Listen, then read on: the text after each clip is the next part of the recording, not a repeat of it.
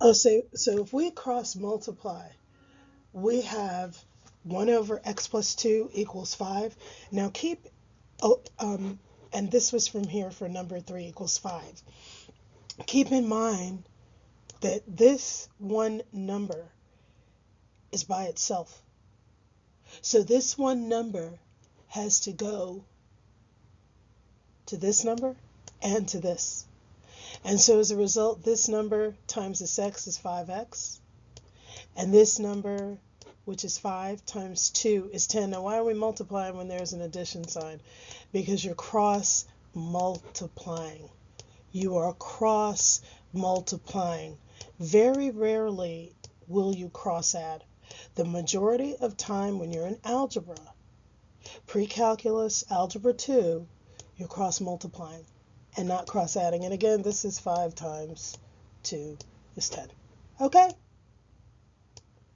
How's everyone? Everyone fine? Everyone doing well? It's not so hard to do when you think about what's going on. So if you can get some kind of scheme and you can say, okay, now this is 5x plus 10, this is 1 times 1. So look, now you take your negative 10 over here, and because you were subtracting it here, you subtract it there. You have to do the same on both sides. You now 5x equals negative 9. You take the reciprocal over here, and that is 1/5 over 5 over 1.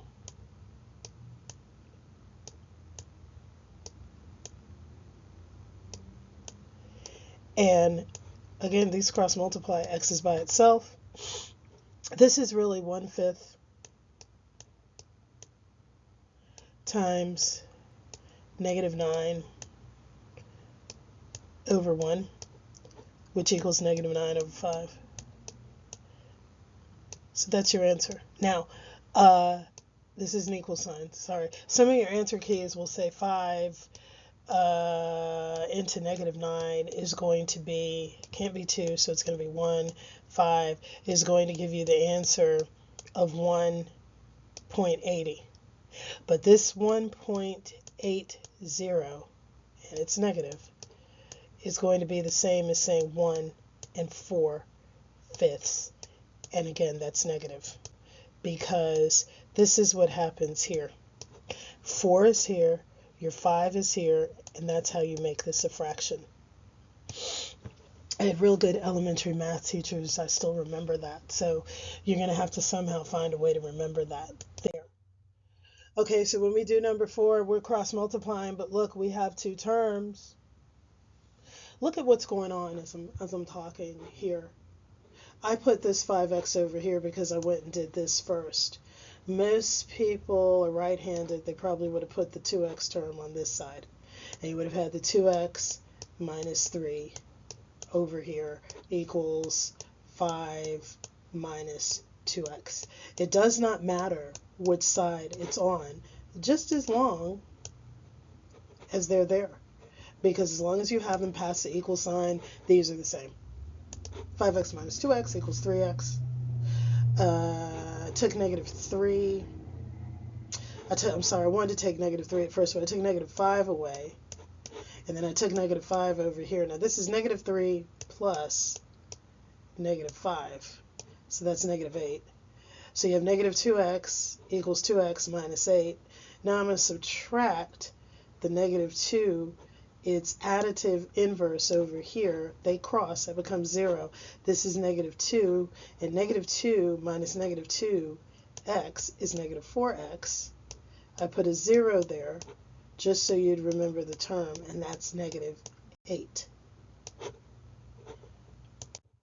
We go on to the next page. There is 4x equals negative 8. Now, this is negative 4 times x.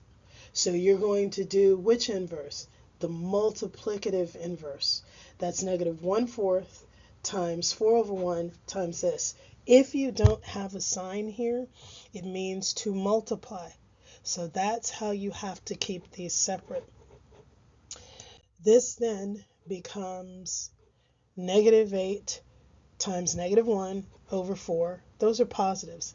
A negative times a negative equals a positive. Okay? It's like a side cross. I don't know why I'm writing sideways, but anyway, equals a positive. And then this is now 8 divided by 4, which is 2. There's your answer. Okay, number 5 I already did in a previous video. To the next.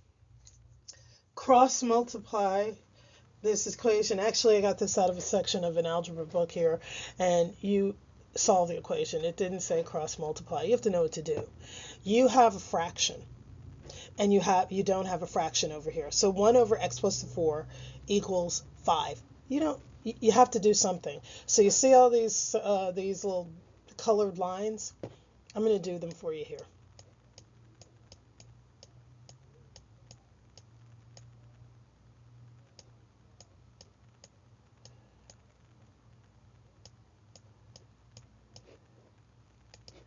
So this is 5x.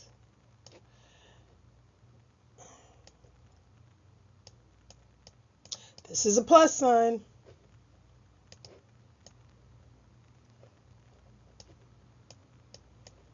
Plus 20. I'm going to cross multiply the ones, and 1 times 1 is always 1.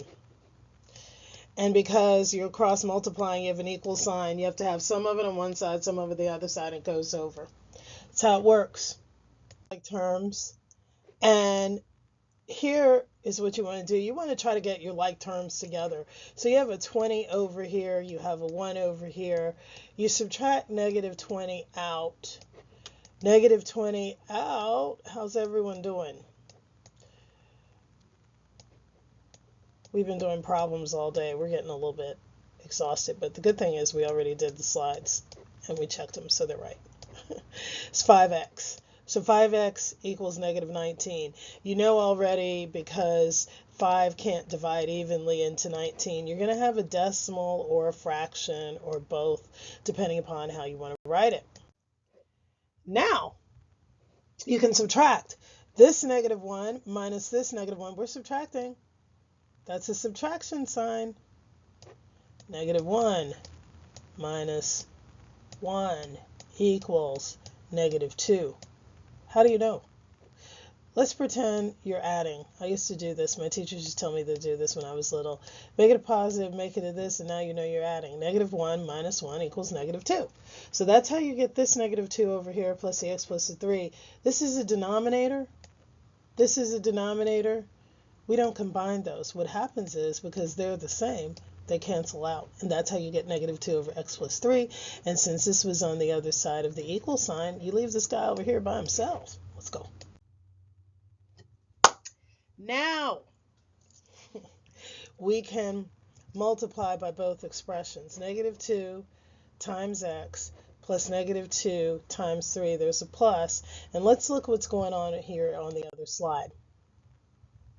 Okay, it becomes negative 2x because this negative 2 went and grabbed this x, and he said, hey, multiply with me, negative 2 times x, and then this went negative 2, come over here and dance with me, but I'm positive, and he came back as a negative 6 because of this negative 2. So now you have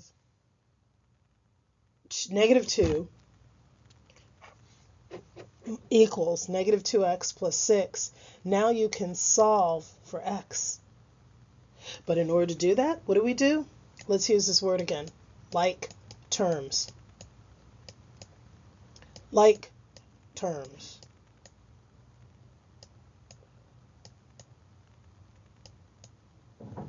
Minus 6 plus 6 plus 6, this is 4, equals negative 2x. I'm not going to talk. I want you to see what's going on with this, and if there's a problem, I want you to send an email to me at jacobitslearning@gmail.com.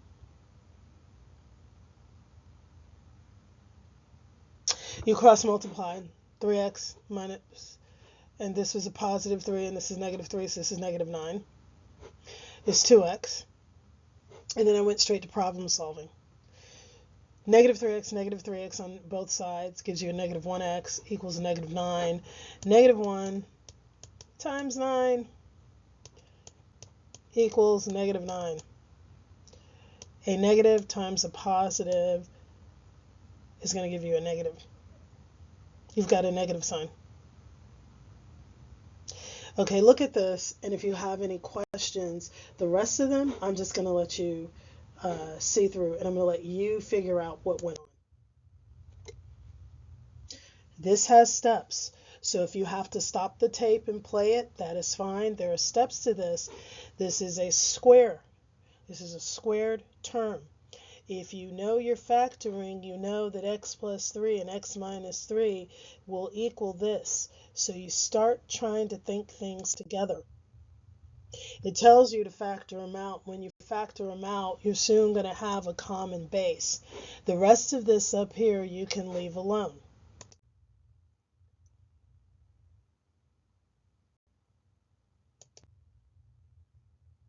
When you factor, you have them all the same, and you factor this out. Here are the same things as this, only they're under one unit. Okay, now this can be an ugly mess, so you better be careful. This then becomes, a lot of people are inclined to go ahead and cross these out. But see, and then you could, but it's going to mess things up. So don't start crossing things out until you know that you can. This minus 3 and this positive 3 become 0. So this is 2x minus 6. I said I wasn't going to talk, but I'm going to. Okay, this 2 comes like this, and then you factor it. Because this number is negative 6, this has to be negative 3. Because negative 3 times 2 is going to give you negative 6. You have to really think about what's going on.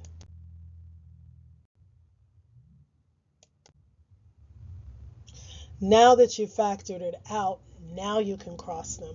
And you have 2 over x plus 3. What's your final answer? Don't make these harder than what they are. This one is ugly.